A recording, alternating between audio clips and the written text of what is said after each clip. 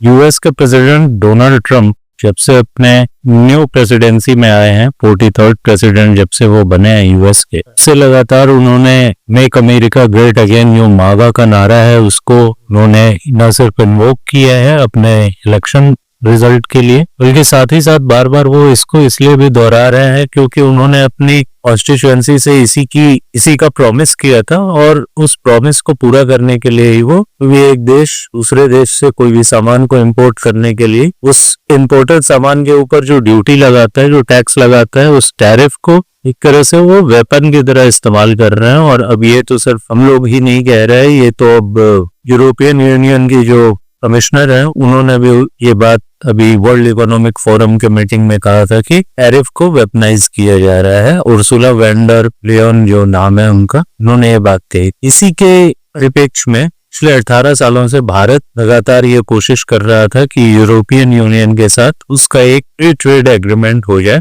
जब 2007 में world financial crisis आया था, तभी से ये लगातार कोशिश की जा रही थी कि भारत और यूरोपियन यूनियन के बीच में एक फ्री ट्रेड एग्रीमेंट हो जाए। और बीते 27 जनवरी को यह 18 साल से किया जा रहा प्रयास फाइनली ने मुकाम पे पहुंच गया और एक एग्रीमेंट इंडिया और ईयू के बीच में साइन किया गया। ये एग्रीमेंट जो कुछ कारणों से रुक रहा था, उनमें यूरोपियन स्टैंडर्ड और इंडियन प्रोडक्ट्स थे, उनकी क्वालिटी एक इशू आता था। वाइन्स के ऊपर, चूंकि यूरोपियन वाइन्स और स्कॉटलैंड और बाकी फ्रेंच कंपनियों की जो वाइन्स हैं, उनकी क्वालिटी, उनके महंगे उत्पाद और वाइन ओवरऑल जो एक मोरल टैबू रहता है इंडिया में, उसको लेकर भी ये इशू बन रहा था। और भी कई कारण थे। इंजीनियरिंग की जो क्वालिटी यूरोप में है उसको जो वो एक्सपोर्ट नहीं करना चाह रहे थे, और उसके रिवर्स इंजीनियरिंग का डर और इन सब चीजों के कारण वो थोड़ा फंस रहा था। लेकिन वो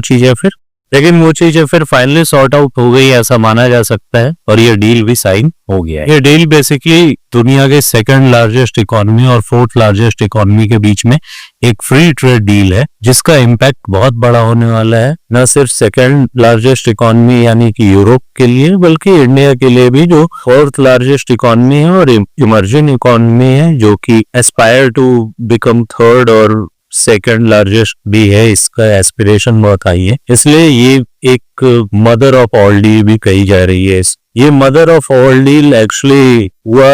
न्यू वर्ल्ड ऑर्डर बन रहा है। उस न्यू वर्ल्ड ऑर्डर के वेग में, इस मदर ऑफ ऑल डील के बैकग्राउंड में एक new world order, tariff, Trump और ग्रीनलैंड के ऊपर जो इशू अभी यूरोप और यूएस के बीच में खड़ा हुआ है, ये 3 मेजर एस्पेक्ट हैं जिसकी वजह से ये मदर ऑफ ऑल डील और इतना बड़ा एक free trade agreement finally sign हो पाया। इसका मतलब ये है कि लगभग 99.5% जो इंडियन प्रोडक्ट्स यूरोप को एक्सपोर्ट किए जाते हैं, लगभग सारे के सारे इंडियन प्रोडक्ट्स जो यूरोप को एक्सपोर्ट किए जाते हैं, उसके ऊपर वर्चुअली कोई टैक्स नहीं लगेगा यूरोप में। इंडिया में प्रोडक्ट जो बनता है उसकी जो प्राइस है, इंडियन प्राइस, उसमें सिर्फ जो यूरोप तक माल ढुलाई का खर्च है, जो कैरेज का खर्च है, जो फ्रेट है, उसको ऐड करके इंडियन मैन्युफैक्चरर्स अब यूरोप में भी प्रोडक्ट्स बेच सकते हैं। इसके लिए इंडिया को एक बहुत बड़ा मार्केट मिल गया है, और वहां पर हायर स्टैंडर्ड के साथ भी बहुत कम प्राइस पे इंडियन मैन्युफैक्चरर्स वहां बेच सकते हैं, जिससे इंडियंस को भी बहुत ज्यादा इसमें फायदा होना है। और साथ ही साथ यूरोप को ये एक्सेस मिल रहा है कि 1.4 बिलियन जो इंडियंस हैं, उनके बीच में अपने यूरोपियन स्टैंडर्ड के और हाई स्टैंडर्ड के प्रोडक्ट्स भी वो लेकर आ सकते हैं और बहुत कम प्राइस पे आ सकते हैं। फॉर एग्जाम्पल, अगर यूरोपियन कार्स हैं, BMW हो गया, मर्सिडीज हो गया, या रेनॉल्ट के भी जो कार हैं, उसमें 110% का टैरिफ अभी तक इंडिया में लगता था, जो अब सिर्फ 10% रहेगा। प्राइस लगभग हाफ हो जानी है वो, और हाफ से भी कम हो जानी है। तो ठीक है, हाई एंड प्रोडक्ट्स इंडिया में कम भी लेंगे, लेकिन इंडिया में भी सुपर रिच और रिच ये एक नई क्लास बन गई है, और उसमें वो यूरोप को बहुत बड़ा मार्केट मिल सकता है। इसलिए ये यूरोप के लिए भी एक win win situation. Leather products, textile products जो इंडिया में बनते हैं, वो वर्चुअली यूरोप में बहुत सस्ते कीमतों पर इंडिया एक्सपोर्ट कर सकता है, इंडियन मैन्युफैक्चरर्स एक्सपोर्ट कर सकते हैं, जिससे इंडियन मैन्युफैक्चरर्स को एक बहुत बड़ा मार्केट मिल गया। और ये एक यूएस के लिए बैकएंड से बहुत बड़ा चैलेंज भी हो जाएगा, क्योंकि यूएस ने जिस तरह से बांग्लादेश में गवर्नमेंट को टॉपल करवाया, और बांग्लादेश में रिजीम चेंज करवाने के बाद बांग्लादेश जिस तरह से इंडिया के लिए एक एनोनिमस, एक एनिमी तरह की भूमिका रखता है, उसको भी टैकल करने में इंडिया को बहुत हेल्प मिलेगा। इंडियन बिजनेसेस के लिए और इंडियन पॉलिसीज के लिए मेड इन इंडिया को पुश करना इससे बहुत आसान हो जाएगा, और गवर्नमेंट की जो पॉलिसी है मेक इन इंडिया की, उस पॉलिसी को ये बहुत बड़ा बूस्ट देगा। इंडिया में जो PLI स्कीम और मैन्युफैक्चरिंग की दिशा में जिस तरह से प्रयास किए जा रहे हैं गवर्नमेंट के लिए, उनको एक मार्केट एक्सेस बहुत बड़ा मिलेगा, जिससे कि इंडिया में मैन्युफैक्चरिंग और जॉब क्रिएशंस में और आसानी होगी। यूरोप को भी इसी तरह 1.4 बिलियन लोगों का एक बड़ा मार्केट अवेलेबल होगा। इस डील में बेसिकली इंडिया बहुत हैप्पी है, यूरोप बहुत हैप्पी है। ब्रुसेल्स जो यूरोपियन यूनियन का कैपिटल है, या न्यू दिल्ली में बहुत खुशियां मनाई जा रही हैं। बट इन दोनों से दूर कहीं यूएस में, वॉशिंगटन में इसको एक बहुत बड़े चैलेंज के रूप में देखा जा रहा है, और वॉशिंगटन के लिए ये सही में बहुत बड़ा Britain, France, Germany, even European union के जो छोटे छोटे कंट्रीज हैं उनके लिए ये विन विन सिचुएशन है। बट यूएस के लिए ये बहुत बड़ा लॉस, और जिसकी वजह से यूएस काफी फ्रस्ट्रेटेड है। यूएस का बहुत शार्प और कट टू कट रिएक्शन भी आया कि ये एक तरह से इंडिया को मोर एडवांटेज और एक्स्ट्रा एडवांटेज देने वाला है। साथ ही साथ इंडिया जो रशियन ऑयल को परचेज करके रशिया यूक्रेन वॉर को, यूरोप के अगेंस्ट वॉर को एक तरह से फंड कर रहा है, उसको भी यूरोपियन यूनियन ही अब सपोर्ट कर रहा है। ये यूरोपियन यूनियन के लिए एक और मुश्किल है। और एक तरह से यूएस ने तो बेट्रेल का भी आरोप लगाया है यूरोप पे कि रशिया को कंट्रोल करने के लिए यूएस ने बहुत तरह के टैरिफ्स लगाए अलग अलग कंट्रीज पे, और हकीकत यह है कि यूरोप अपने फायदे के लिए इंडिया के साथ जाकर ट्रेड डील कराया। तो इस तरह के बेट्रेल और इस तरह के रशिया यूक्रेन वॉर को फ्यूल करने जैसे आरोप लगाना यूएस का फ्रस्ट्रेशन ही दिखाता है। यूएस का जो ट्रेजरी डिपार्टमेंट है या जो ट्रेड डिपार्टमेंट है, उनके कमेंट्स आए हैं और वो यूरोप के ऊपर धोखेबाजी का आरोप लगा रहे हैं, और साथ ही साथ इंडिया को एक्स्ट्रा एडवांटेज प्राप्त होने का भी आरोप। ये जो एक फ्री ट्रेड एग्रीमेंट हुआ है, ये फ्री ट्रेड एग्रीमेंट एक बायलैटरल सिक्योरिटी और डिफेंस पैक्ट के साथ आएगा, जिसकी वजह से इंडिया को अपने डिफेंस में भी बहुत सहायता मिलेगी यूरोप से, और साथ ही साथ यूरोप को भी भरोसेमंद पार्टनर मिलेगा जो उसके डिफेंस या उसके सिक्योरिटी कंसर्न्स को बहुत हद तक टैकल करने में कैपेबल। यूएस इसके लिए बहुत ज्यादा खुश नहीं है, और इसका सिंपल सा कारण है कि यूएस जो टैरिफ को इस्तेमाल करके, एक तरह से जो यूरोपियन कमीशन की कमिश्नर हैं उर्सुला वैंडर, उन्होंने ये बात कही भी वर्ल्ड इकोनॉमिक फोरम में कि टैरिफ्स को वेपनाइज किया जा रहा है। उन्होंने किसी का नाम नहीं लिया, लेकिन वेपनाइजेशन ऑफ टैरिफ्स पे उन्होंने कहा, और वर्ल्ड इकोनॉमिक फोरम ने ये दिखा दिया कि दुनिया के अलग अलग कंट्रीज जो यूएस की गवर्नमेंट बुली के रूप में आ गई है, और यूएस के जो टैरिफ ट्रम्प आ गए हैं, उनके इस टैरिफ वार को कोई भी बहुत सीरियसली नहीं ले रहा है, और उसको चुपचाप स्वीकार करने के इरादे से तैयार नहीं है, और सबके सब उसको चैलेंज करने के लिए अपना न्यू मार्केट ढूंढ रहे हैं। वो फ्रांस हो, वो ब्रिटेन हो, वो यूरोपियन कमीशन हो, इवन कनाडा ने भी एक तरह से वर्ल्ड इकोनॉमिक फोरम में यूएस को कॉर्नर दिखा दिया, उसको उसका प्लेस दिखा दिया, और उन्होंने भी ये बात कही, हम लोग कैनेडियन है इसलिए कनाडा सरवाइव कर रहा है, हम लोग यूएस के बदौलत सरवाइव नहीं कर रहे हैं। और कनाडा के जो नए प्राइम मिनिस्टर हैं वो नेक्स्ट मंथ इंडिया भी आ रहे हैं, शायद वो भी एक नया कोई बिजनेस डील एक्ट साइन करे इंडिया के साथ, जिससे इंडिया को ट्रेड में और फायदा होगा। और इस तरह कहीं ना कहीं यूएस अपने इस टैरिफ बॉम्ब से अब खुद ही घायल हो रहा है और अकेला भी पड़ता जा रहा है पूरी दुनिया में। यूएस इस टैरिफ को इस्तेमाल करके रशिया को, चाइना को, इंडिया को प्रेशराइज करना चाह रहा था, मेक अमेरिका ग्रेट अगेन को सक्सेसफुल करने के लिए। मतलब एक तरह से अपनी लकीर लंबी खींचने की बजाय वो दूसरों की लकीर मिटाने की कोशिश कर रहा था। लेकिन अब बाकी के कंट्रीज भी उसके अगेंस्ट, उसकी चौधराहट के अगेंस्ट खड़े हो रहे हैं, और ये उसके लिए मुश्किल घेरा नहीं है। भारत ने, यूरोपियन यूनियन में, रशिया ने, चाइना ने, सबने, कनाडा ने, और इंग्लैंड को लेकर यूएस का जो प्रेशर पड़ रहा था यूरोप के ऊपर, उसको हैंडल करने के लिए भी अपने रास्ते तलाश लिए। यूएस के प्रेसिडेंट डोनाल्ड ट्रंप लगातार यूएस के द्वारा यूरोप और रशिया, इवन इंडिया को बार बार थ्रेट कर रहे थे। टैरिफ के साथ साथ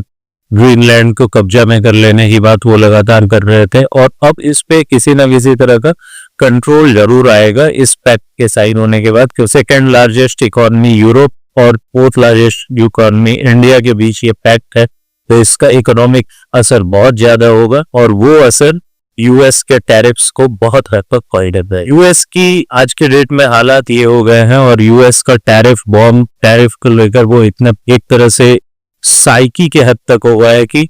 अभी जिस दिन ये पैक्ट साइन हुआ उसके कुछ ही घंटों पहले यूएस के प्रेसिडेंट डोनाल्ड ट्रंप ने इवन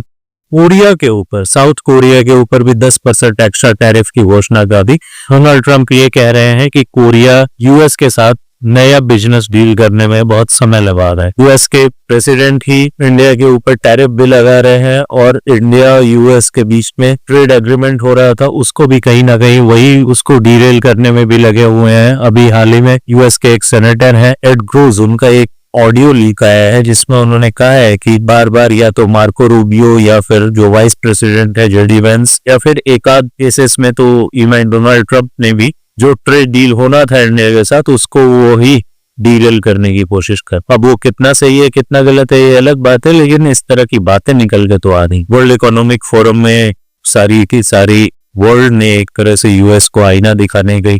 कोशिश की और आईना दिखाने का काम किया, जिसकी वजह से यूरोप इंडिया के साथ पैक्ट साइन करने पे आ गया। इवन यूएस बहुत ज्यादा फ्यूम्ड भी है इस बात को लेकर। यूएस के पास एक सिर्फ हथियार अपना टैरिफ का बच गया था जिसको वो लगातार इस्तेमाल कर रहे थे और अब वो भी बेअसर होता जा रहा है। सभी देश एक दूसरे के साथ और यूएस के परछाई से बाहर निकलकर, यूएस के एक दादागिरी से बाहर निकलकर आपस में एक पैक्ट कर रहे हैं, जिससे कि आगा जो है वो एक सिर्फ नारा बन के रह गया है और मेक अमेरिका ग्रेट अगेन के ऊपर बात भी हो रही है कि अमेरिका पिछले 1 साल में डोनाल्ड ट्रंप के राज में कितना ग्रेट हुआ। वो खैर अलग बहस का विषय है, लेकिन इतना तय है कि सारे देश अब एक तरह से यूएस की चौधराहट को चैलेंज करने पे लग गए हैं और वो चैलेंज करने को तैयार भी हो रहे हैं। इस डील से अगर इंडिया की बात करें तो Indian professionals, nurses, doctors, IT professionals और भी जितने सारे प्रोफेशनल्स हैं उनको यूएस को यूरोप का वीजा आसानी से मिल जाएगा और उनके लिए ये फायदा रहेगा। उसी के साथ साथ इंडियन ज्वेलरी, इंडियन टेक्सटाइल्स, इनको एक नया मार्केट मिलेगा और इंडिया, जैसे मैंने पहले भी कहा, अपने नए नए एनिमी बने बांग्लादेश को भी इससे बहुत हद तक टैकल कर लेगा। इसके साथ साथ इंडिया में जो हाई एंड कार लवर्स हैं, या वो इटली की फेरारी, फिएट की कार्स हो या फिर फ्रांस की रेनॉल्ट की कार हो या जर्मनी का जो हायर वैल्यू इंजीनियरिंग है, BMW हो, मर्सिडीज हो, इन सब का जो फायदा है वो इंडियंस को ही मिलेगा। मान लीजिए अगर किसी के पास पहले वो 80 लाख 85 लाख की कार ले रहा था तो अब वो कार उसको 35-40 लाख में आसानी से इंडिया में मिल जाएगी, जो कि एक बहुत बड़ा बूस्ट है, क्योंकि इंडिया में भी न्यू रिच, सुपर रिच बहुत सारे हो गए हैं और इसके लिए यूरोप को भी ये फायदा देगा, इंडियंस को भी ये फायदा देगा। इंडियंस जो वाइन लवर्स हैं, जो हाई एंड वाइन्स, जो शराब के शौकीन हैं, स्कॉच के शौकीन हैं, उनको भी ये काफी सस्ती मिल सकती है। इंडिया के लिए सबसे बड़ा फायदा ये है कि यूरोप के जो हाई एंड स्टैंडर्ड प्रोडक्ट्स हैं वो भी अब इंडिया में अवेलेबल होंगे, जो इंडियन पब्लिक के लिए स्टैंडर्ड प्रोडक्ट्स। और इंडिया में जो प्रोडक्ट्स मिल रहे हैं, अगर कुछ मिलावटी प्रोडक्ट्स हैं या गड़बड़ प्रोडक्ट्स हैं, तो उनका बहुत अच्छा ऑप्शन इंडिया को अवेलेबल होगा। और इंडिया में जिस तरह से एस्पिरेशन बढ़ रही है, जिस तरह से इनकम लोगों की बढ़ रही है, जिस तरह से लोगों की खर्च करने की कैपेसिटी बढ़ रही है और जिस तरह से लोग एक क्वालिटी के ऊपर ज्यादा ध्यान दे रहे हैं, तो उसको भी एस्पिरेशंस को पूरा करने में इससे बहुत सहायता मिले। इसमें सबसे बड़ा नुकसान यूएस मैन्युफैक्चरर्स का होगा। वो यूएस पे किसी भी लेवल पे मैन्युफैक्चर करते हो, कुछ भी बनाते हो, कुछ भी बेचते हो, एक तो टैरिफ्स की वजह से यूएस का प्रोडक्ट इंडिया में महंगा हो रहा है और दूसरा उससे बड़ी बात ये हो रही है कि इंडियन प्रोडक्ट्स भी यूएस में महंगे हो रहे हैं और अल्टीमेटली उसका नुकसान यूएस कंज्यूमर्स को ही पड़ रहा है। और यूरोप को वही स्टैंडर्ड या उससे भी हाई स्टैंडर्ड प्रोडक्ट्स इंडिया में बेचने के लिए बिल्कुल फ्री एक ट्रेड मिल गया है, बिल्कुल फ्री एक मार्केट मिल गया है और इंडियंस को भी ये बहुत बड़ा ऑप्शन मिल गया है कि अब वो एक यूएस की बजाय यूरोप के बहुत सारे कंट्रीज में जा सकते हैं और अपने सर्विसेज वहां पर। ये एक तरह से विन विन सिचुएशन न सिर्फ इंडिया के लिए है बल्कि यूरोप के लिए भी है और दोनों के लिए ये इसलिए भी विन विन सिचुएशन है कि ये यूएस दादागिरी को बहुत ज्यादा टेम करने में, बहुत कंट्रोल करने में महत्वपूर्ण भूमिका निभा। और इस ट्रेड डील से सिर्फ यूएस के फाइनेंशियल कंट्रोल करने में ही भूमिका नहीं निभाएगा, इसके अलावा यूएस की जो चौधराहट है, यूएस का फाइनेंशियल पावर है, यूएस का जो पॉलिटिकल पावर है, उसको भी हैंडल करने में, उसके प्रेशर को भी हैंडल करने में ये बहुत इंपॉर्टेंट रहेगा और बहुत फायदेमंद रहेगा, सिर्फ इंडिया के लिए ही नहीं, यूरोपियन यूनियन के लिए भी। और धीरे धीरे यूएस जो पावर्स है, यूएस का जो पॉलिटिकल पावर है या जो फाइनेंशियल पावर है, उसको बहुत ज्यादा डिप्लीट भी ये कर देगा, जिससे दूसरे वर्ल्ड ओल्स को बनाने में, दूसरे वर्ल्ड के जो दूसरे कंट्रीज हैं उनकी कैपेबिलिटी को बनाने में, और जो यूनिपोलर वर्ल्ड हो रहा था वर्ल्ड मल्टीपोलर वर्ल्ड की तरफ एक बहुत इंपॉर्टेंट प्रयास किया रहेगा। ये एक तरह से न सिर्फ पैसे की बात है बल्कि इससे एक यूरोप को भी और इंडिया को भी ऑटोनॉमी मिलेगी, और जिस तरह की ऑटोनॉमी, जिस तरह की पॉलिटिकल ऑटोनॉमी, जिस तरह के डिसीजन मेकिंग की ऑटोनॉमी की बात होती है,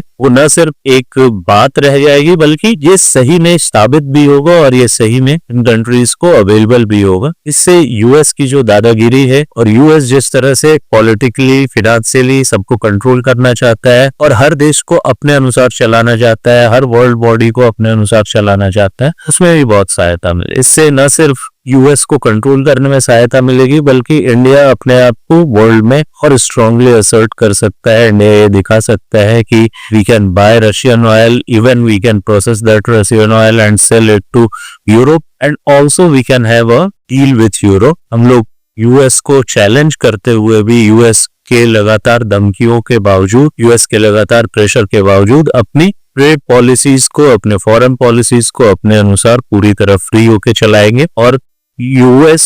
उसमें चाहे कितना भी कोशिश कर ले कोई भी असर नहीं दिखा सकता, कोई भी प्रेशर नहीं डाल सकता। अब हम लोगों को देखने वाली बात ये होगी कि क्या ये जो ट्रेड डील है ईयू और इंडिया के ट्रेड रिलेशंस में एक नया उछाल लाता है, क्या इंडिया में इकोनॉमिक बूम लाता है, या इंडियन इकोनॉमी जो फास्टेस्ट ग्रोइंग इकोनॉमी है वर्ल्ड की, जो वर्ल्ड का ग्रोथ इंजन है, उसको और सपोर्ट करता है, या ये यूएस के साथ इंडिया का एक नया ट्रेड कंपटीशन शुरू हो जाता है, टैरिफ वॉर शुरू हो जाता है, और डोनाल्ड ट्रंप इसको किस तरह से हैंडल करते हैं, क्या वो इसको फ्रेंडली और ग्रेसफुली इसको हैंडल करते हैं, या वो इसके ऊपर और आक्रामक होते हैं, या ये ट्रेड डील इंडिया और ईयू को नया एक ट्रेड पार्टनर बनाएगा, नया पावर देगा, या फिर ये यूएस को और ज्यादा फ्यूम करेगा और यूएस इसके ऊपर और ज्यादा अग्रेसिव होकर इसको हैंडल करने की कोशिश करेगा। इंडिया और यूरोप क्या यूएस के ट्रम्प टैरिफ के दबाव में आकर सम कर जाएंगे, या फिर वो अपने नए रास्ते तलाश करेंगे और एक तरह से दुनिया को मल्टीपोलर बनाने की तरफ आगे बढ़ेंगे? ये देखना दिलचस्प होगा और आने वाले दिनों में हम यही देखेंगे। आपको क्या लगता है आप कमेंट करके जरूर बताएं। साथ ही साथ इस चैनल को सब्सक्राइब करें, वीडियोस अच्छे लगे तो वीडियोस को लाइक करें। धन्यवाद।